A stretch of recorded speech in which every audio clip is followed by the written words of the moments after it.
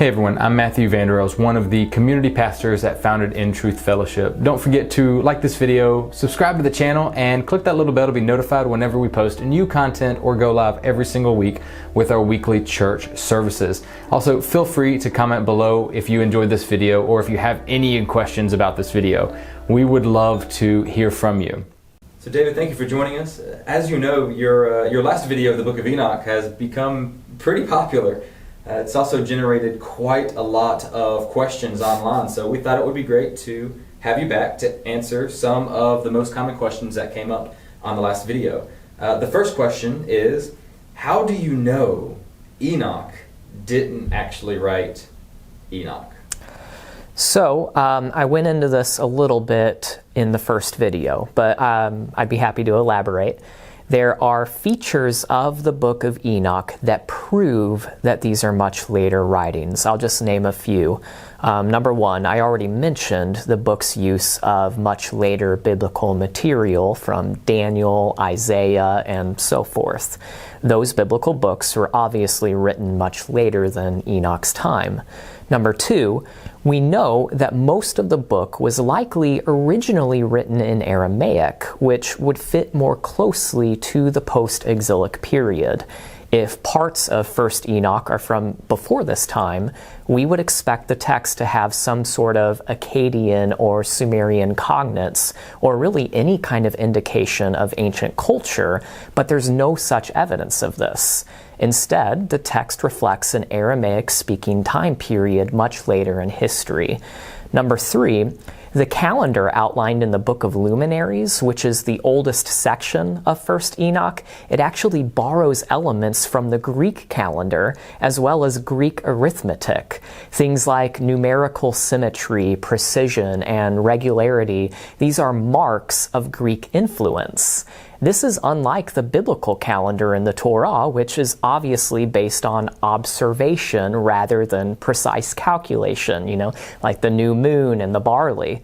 So this would indicate that the oldest section of 1st Enoch wasn't composed until after the conquests of Alexander the Great. So those are just a few examples. There's really no reason to think the book could be earlier than post-exilic times, which is why scholars universally reject such a notion. So a lot of people have asked why you have used the acronym BCE and CE instead of BC and AD. Would you like to comment on that? I did notice while reading through the comments on the last video that a lot of people pointed that out, and I even had several people questioning my salvation over the fact that I used the quote-unquote wrong man-made reference terms for historical dates. So the biggest reason I used BCE and CE instead of BC and AD is that I'm not a heretic. There is no BC. There was never a time before Christ. Christ is eternal, right? Now, obviously, I'm joking. I don't have anything against BC and AD. I actually use those terms most of the time. I don't really have an answer for why I used BCE and CE for the Enoch video, except that it was probably because the scholars that I read on this topic use those terms most of the time. So those are the terms that my brain naturally used in the context of that discussion. But anyway, I didn't think it was a big deal, but apparently these things offend some people. So I learned my lesson. I'll make sure to use the right man-made reference terms from now on so that I don't cause anyone to sin by prejudging me on the basis of that.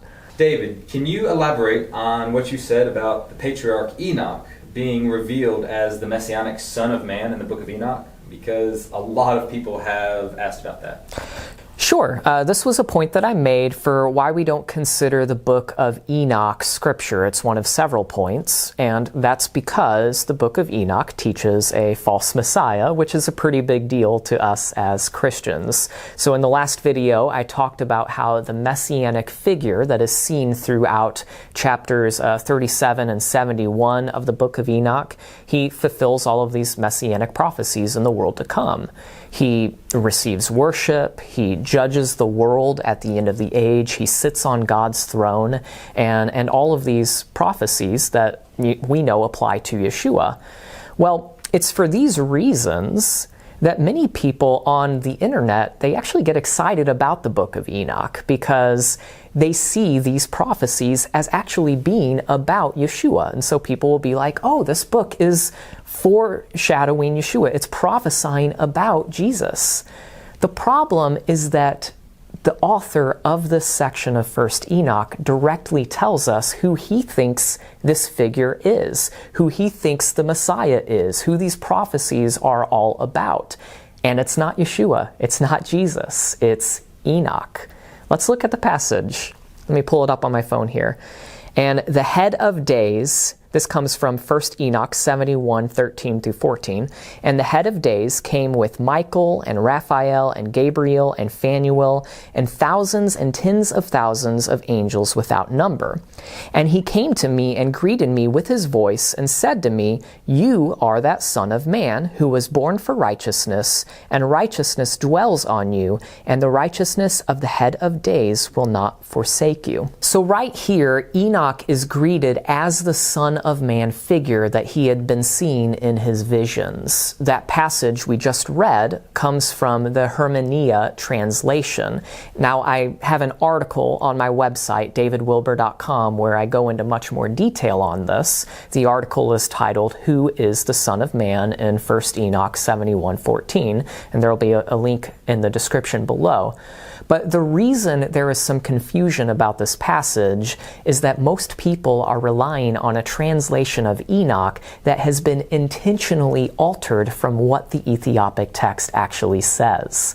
That translation is the R.H. Charles translation, which is an older and very popular translation. It's in the public domain, and so most people can find it online for free, and so that's what they read.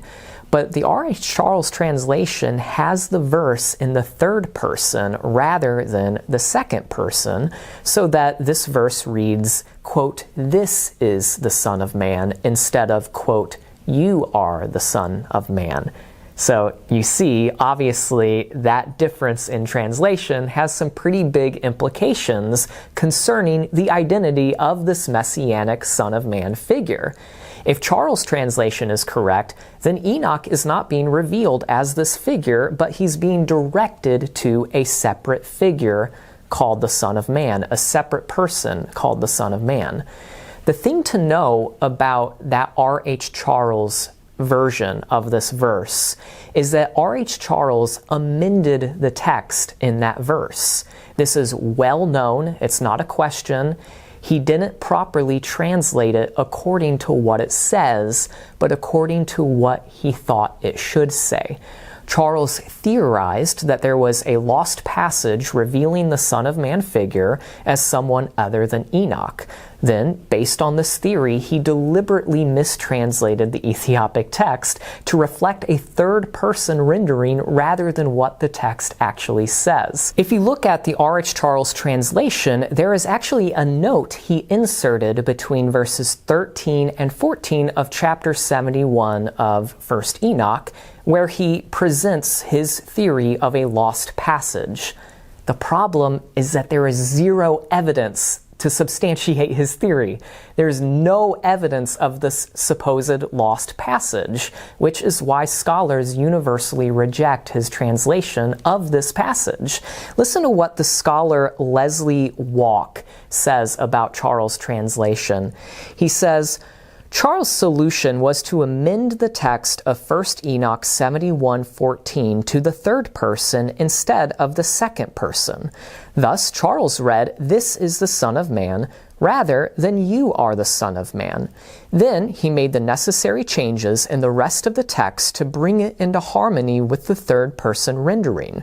He also suggested that a paragraph which revealed the identity of the Son of Man has been lost. But this extensive emendation has no surviving textual basis in any of the manuscripts, and for this reason is to be rejected. Also, the scholar John Collins has likewise criticized Charles' approach to this passage. Listen to what John Collins says. He says, the solution of Charles was to amend 71:14 to read, quote, "This is the Son of Man," and change, quote, "you" to quote him in the following verses. This procedure has no basis in the text and is clearly unacceptable. And also, listen to what T.W. Manson says about Charles' emendation of this passage. He says, "Here we abandon Charles, who has rewritten the rest of the passage in accordance with his view of what Enoch ought to have said." So again, I go into much more detail on this in my article, but R.H. Charles' mistranslation of this passage is a big source for the confusion. If we just take the text for what it says, there's no question that Enoch is the one being revealed as this messianic figure. David, I know you talked a little about canonicity and how the Book of Enoch was never considered scripture. But a lot of people have asked about why the Book of Enoch appears in the Ethiopian canon. Can you comment on that for us? Yeah, sure thing. What a lot of people don't realize is that the Ethiopian church has a much more fluid concept of canon than the rest of Christianity. Listen to what Roger Cowley writes. He says, the concept of canonicity is regarded more loosely than it is among most other churches. So as theologians and leaders who actually belong to the Ethiopian church will tell you, the concept of canon is not as rigid as it is everywhere else in Christianity. There's not even really a canon per se, but actually various lists of writings, and not all of these lists are the same. In fact, while some lists do include Enoch, others exclude it. Not only that, but apparently not all books included in these various lists hold the same level of authority. This can be compared to how the Apocrypha is viewed within Eastern Orthodoxy. It's part of the canon, but not really the same level of authority as the rest of Scripture. So it's way overly simplistic to claim that the Ethiopian canon includes the Book of Enoch, and then to use that as some sort of basis for considering the Book of Enoch inspired. All right, thanks, David. Thank you so much for your time. And can you tell everyone how they can connect with you online? Yeah, thanks so much for having me on. It was a real honor. People can get a hold of me on my website, davidwilber.com. I'm also on all the social media, YouTube, Facebook, Twitter, and all the rest. So I'm out there. Come and find me. I'd love to connect with you guys, and thanks again for having me on. If you enjoyed this message, go ahead, give us a like. If you didn't, feel free to give us a dislike. Guys, please let us know what you thought in the comments below, and don't forget to subscribe and hit that little bell to be notified whenever we have new uploads or whenever we go live with our weekly live stream from our fellowship every Saturday at 11 a.m. Eastern Standard Time. Stay fit, stay founded in truth. We'll see you next time.